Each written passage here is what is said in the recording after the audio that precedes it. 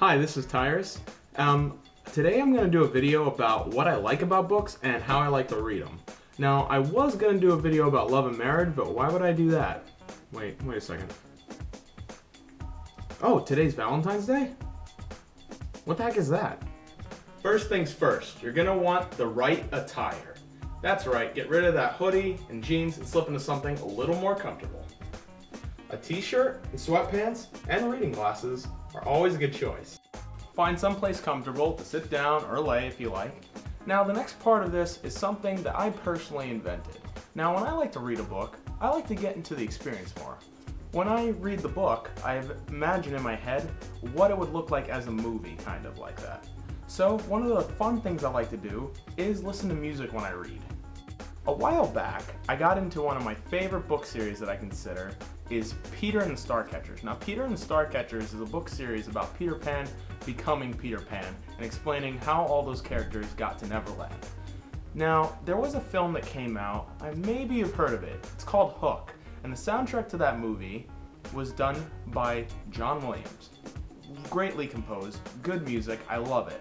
Now, let's say I'm reading a sword fighting scene. There are plenty of musical cues in that movie along with sword fights. It adds a new dimension to the reading, so if I wanted to listen to something that would maybe get my blood pumping while I'm reading an action scene, it would kind of look like this. Oh my gosh.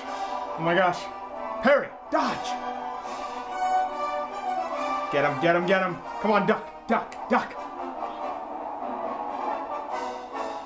Now, of course, not every part of the book is going to have high-flying action scenes. There's going to be parts of the book where there's just characters talking or going about their adventure.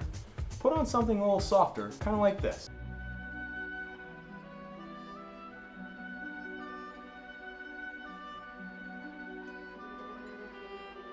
You get lucky if you're reading a book that already has a movie. Try reading the Narnia books with the Narnia soundtrack. If you try linking up the music with the scenes from the movie and in the book, it's really, really entertaining. Finding soundtracks that go with the book you're reading can be a lot of fun. Like, let's say I'm just reading a book about pirates. I could possibly go to...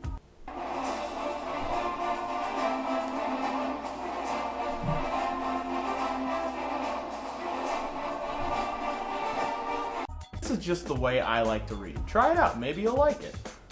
Now, the reason I like books is the same reason I like movies. They offer an escape. They take you on an adventure that you can't go on otherwise, which is why I'm more prone to books that are more about fantasy, other worlds, magic, stuff like that. I think they're cool. Books like Lord of the Rings, Narnia, Peter Pan, and even Percy Jackson and the Olympians.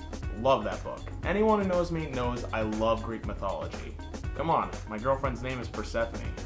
But what is it that makes a book good to me?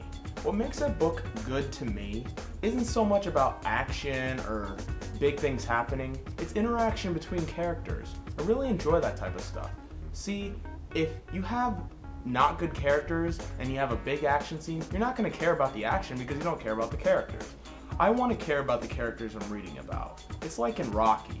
In Rocky, we go all throughout his life until the big fight. It's all leading towards that big fight. We fall in love with him. We want him to succeed. We see him fail. We see him rise. And at the end, we're happy when he succeeds. We're rooting for him. Bad example of this, and yes, I hate to beat a dead horse, is Episode 1. Episode 1, The Phantom Menace, has an action scene at the end, which is a really good fight scene between Darth Maul, Obi-Wan Kenobi, and Qui-Gon Jinn. Now, the reason I can't be totally invested in that fight is because Qui-Gon Jinn and Obi-Wan were poorly written throughout the entire movie. We don't really care about them. They're just kind of like cardboard cutouts. Lucas really did not write them well. You just don't care. The only reason you're rooting for Obi-Wan Kenobi is because he's Obi-Wan Kenobi, and we know what he will become in 4, 5, and 6, and because he's a Jedi and he's the good guys and you want him to win. We don't really know why Darth Maul is evil, so we don't really care about him. Of course, I know that mystery kind of makes a character more interesting, but the reason you like Darth Maul is not because he's mysterious, it's because he looks really cool with that makeup. And I would have been more invested and more into that fight had I cared about the people who were fighting. Sorry, I went off on a Star Wars geek out tangent, but I hate episode 1. Why is it in 3? And yes, I'm a sucker for a good romance. I like it when I like the two people and I want them to get together. I'm rooting for these two kids. Let's make it happen. And when the dialogue is written well and it's witty and the banter is good, I really enjoy that type of stuff. An example of what I'm talking about is The Hunger Games and Catching Fire. Now in The Hunger Games, the first part of the book is all about Katniss, and we learn about who she is and how she's getting through all the things that are happening. And I wasn't in love with the book at that point, and people were like, Tyrus, you'll start to love it when you get to the games, because that's where all the action is. And it's not that I wasn't rooting for Katniss and that I didn't want her to succeed, but I really liked the parts where she was talking to people, but that didn't happen often. She kind of was reserved and was trying to figure things out. She didn't know who to trust because she couldn't, because of the Hunger Games. She had to kill them. So, but those small scenes with her and Peeta where they're just talking, those were my favorite parts of the book.